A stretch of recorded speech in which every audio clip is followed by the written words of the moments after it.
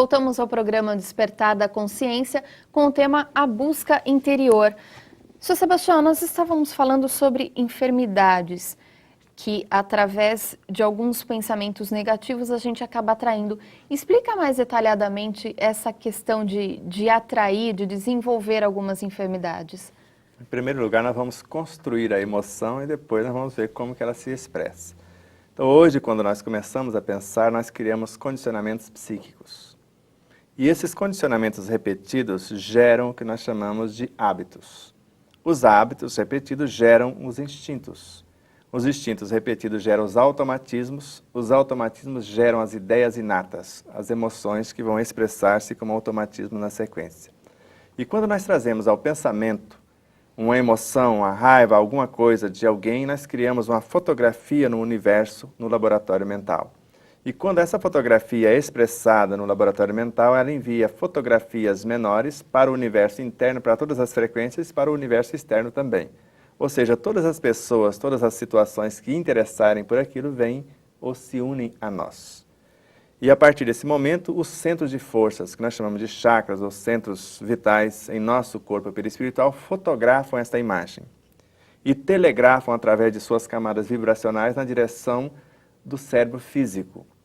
E a glândula pineal, que está na intimidade do cérebro físico, com o auxílio dos neurotransmissores, vão receptar esta onda mental e transformá-la no sistema nervoso de algo psíquico, uma onda psíquica, em neuropsíquica. E com o auxílio do sistema endócrino em neuroquímica, os hormônios.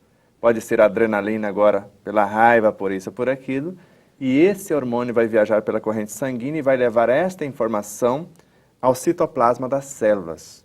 E mergulhado nesse citoplasma tem pequenos seres chamados de microtúbulos que vão receptar essa fotografia para executá-la. Que ela está sendo disparada, aquela mágoa, aquele ressentimento, o tempo todo. Então eles vão criar os centríolos que vão encarregar-se de formar qualquer organela dentro da célula para que aquela coisa ocorra.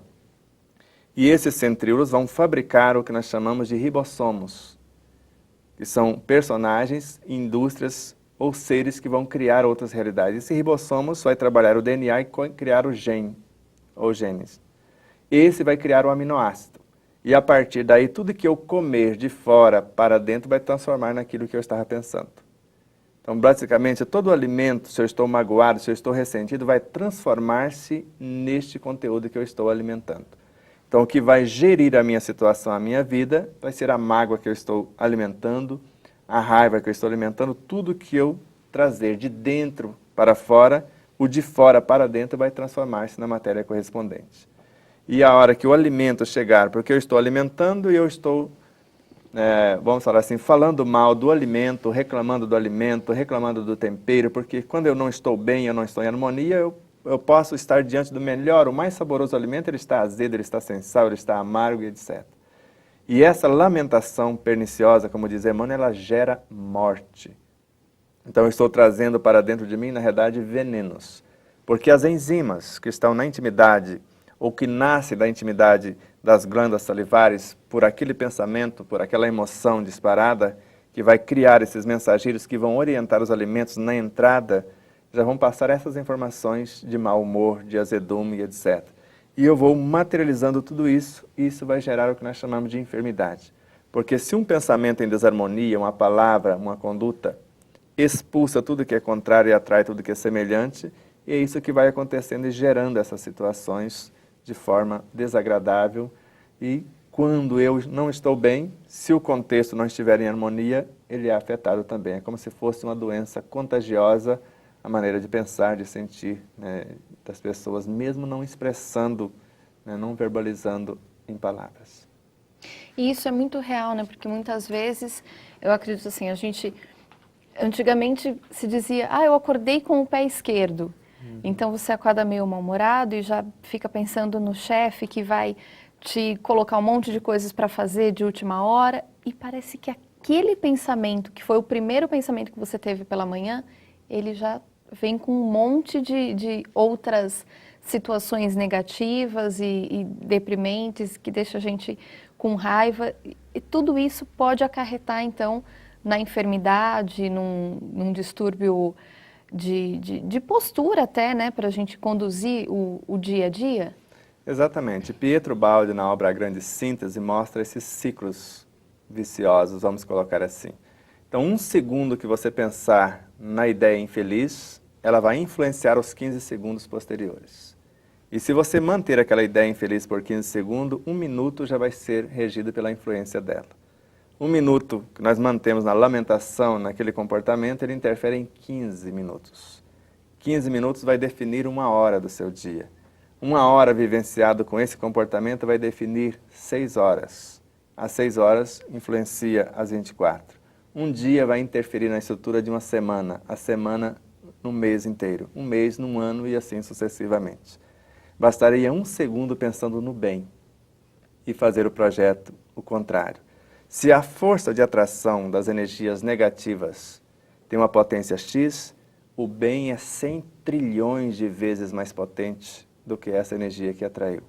E se eu começar a pensar agora no antídoto, em como resolver a situação, se ela existe, eu preciso buscar a solução. Então, se eu buscar a solução, ao invés de magoar-me, porque quando eu me magoo, o que ocorre? Você ofertou um produto, que é a ofensa, por meio da calúnia, disso ou daquilo. Se eu aceitei, eu trago o seu produto para dentro do meu universo. Agora eu resolvo não aceitar, mas pelo contrário, te oferecer o meu produto, que é a minha outra face, a compaixão, a tolerância, o que nós chamamos de perdão e etc, etc. Então agora sou eu que vou ofertar. E quando você me oferta o seu e eu te faço uma contraproposta, eu transformo o seu no meu. Então eu transformo o seu azedume em compaixão, em ternura e devolvo para você com uma outra conotação. Aí você começa a viver sobre a minha regência. Eu começo com a minha conduta a acelerar ou te arrastar para um comportamento diferenciado. E o mesmo processo que eu citei anteriormente, o mesmo caminho ocorre. Então essa imagem registrada por esse novo comportamento vai fazer o mesmo trajeto e fazer a mesma reprogramação, reprogramando desde as células psíquicas no universo mental ou a energia psíquica à célula orgânica. É como se nós instalássemos novos softwares para gerenciar os hardwares celulares, as moléculas, os átomos, etc. Então nós podemos fazer isto 95 mil vezes por dia, que é a base de pensamentos que temos segundo Joana de Ângeles.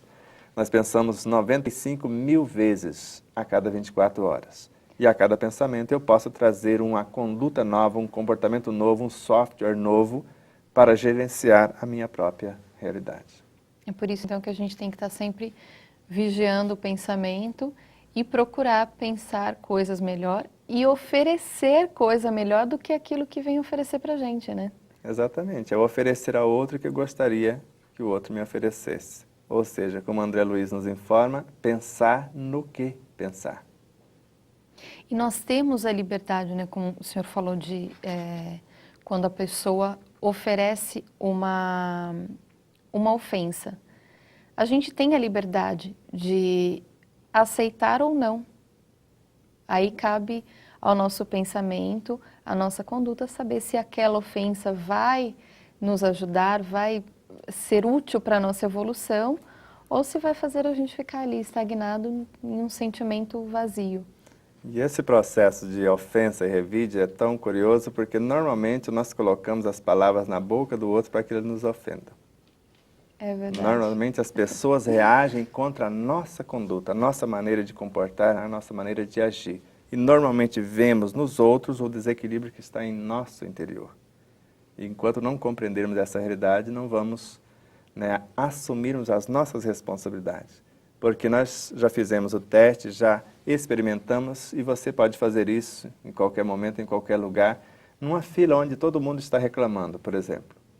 Tenta criar uma cúpula de luz e envolva o atendente. Se for uma fila de banco, alguma coisa, envolva, isole ele das flechas dos demais. E depois transforme-se numa fonte de paz, de equilíbrio e comece a inundar o ambiente daquela energia. Depois me fale como rendeu o atendente, porque ela se perde naquele energismo e perde o raciocínio, vai ficando cada vez mais lenta e agora ela fica lúcida e cada vez mais rápida e a reclamação desaparece porque a energia que está gerenciando o contexto é diferenciada e você vai vendo que isso nós podemos fazer sem ninguém precisar saber. A gente pode conduzir as coisas de uma forma melhor, né? Com certeza. Por isso que esse conhecimento que nós falamos no programa anterior e agora esse mergulho no próprio interior para extrair o que já temos ou aperfeiçoar esse processo é que é o segredo da nossa plenitude, da saúde, da felicidade real. Então a gente não pode esquecer, vigiar sempre o pensamento para ter dias melhores, não é isso? Com certeza. Mais adiante, o senhor fala também sobre reestruturação global da consciência planetária. O que é essa reestruturação? Nós podemos dizer, se em nosso corpo biológico existe em média 100 trilhões de células, que forma 10% da nossa massa, e mais de 90, ou basicamente 90, é construído de vírus, de bactérias, de fungos, de vermezinho e etc., conforme a ciência na atualidade. Então, uma célula enferma em nosso corpo pode causar a enfermidade do conjunto. Então, o comportamento de um cidadão, né, consciente, ele pode começar a restabelecer o equilíbrio de uma forma geral no planeta. Então, quando eu não jogo por consciência a rama de uma simples cenoura no lixo, por saber que nela tem muito mais fibras do que na própria casca da cenoura, que já tem mais de 300% fibra em relação a ela, eu estou aproveitando na totalidade, economizando recursos e gerando saúde em meu organismo e contribuindo para que reestruturar, essa reorganização a nível de planeta ocorra a partir do meu comportamento, já que a paz do mundo começa em mim. Ok, nós vamos para o intervalo e voltamos já já. É rapidinho, não sai daí.